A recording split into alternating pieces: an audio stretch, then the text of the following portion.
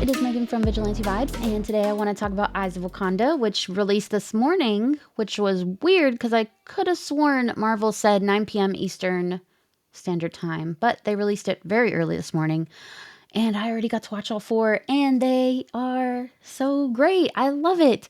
Um, they remind me of the What If show. The episodes do because each episode of What If is not linear in the story, but they all kind of tie together at the end, which is what they did here.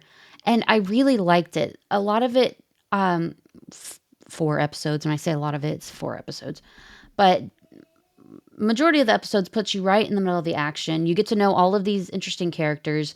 We get to see an Iron Fist who is Jirani. I thought it was going to be the pirate queen of Pinghai Bay. And I even made a whole episode about her, which released today. So, egg on my face. But hey, you get to learn about another Iron Fist, whatever.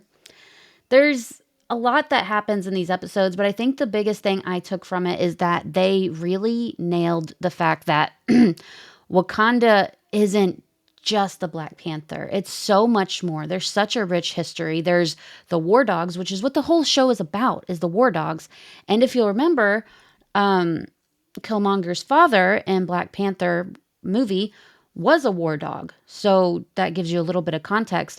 And speaking of Killmonger, the entire show links back to Killmonger. Like the ending of the fourth episode is Killmonger, which it was masterfully done. I love what they did.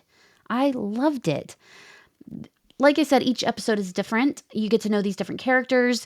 My favorite one is, I think it's the third episode with Basha, who turns out to be an F-boy who sleeps with Jirani and then dips the next morning without so much as a goodbye. And their dynamic is very funny because she's like, I seduced you. He's like, I seduced you.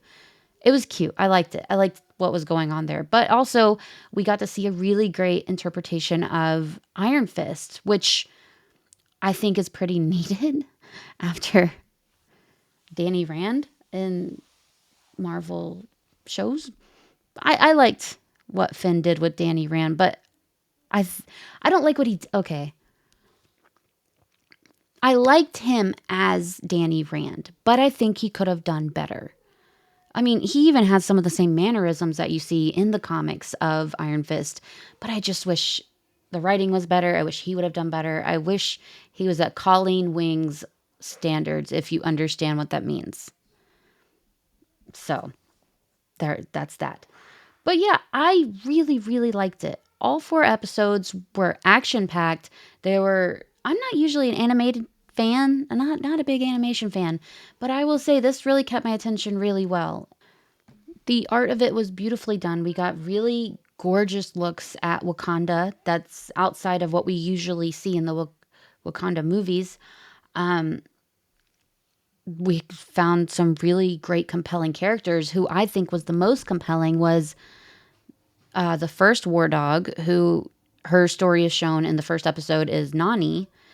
And she kind of stays around for the four episodes. Like, she's not in all four, but her presence is felt. But yeah, it was beautifully done. And they did bring in Black Panther, not T'Challa, not T'Chaka. It was, I don't know if it ever said her name. I do not know. But she was, in this episode, she was the last Black Panther. And that was also wonderfully handled. What's interesting about the show is that, well, first of all, it's 100% on Rotten Tomatoes as of now, which is bananas.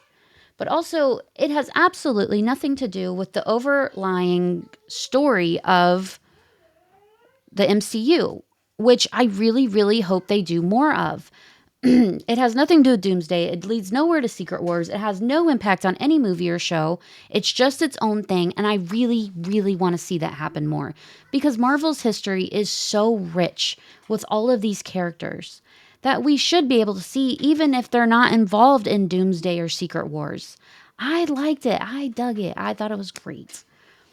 So, I do wish it was more than 4 episodes, because the episodes are 31 minutes each, and, give like their really long credits, like 24, 25 minutes each.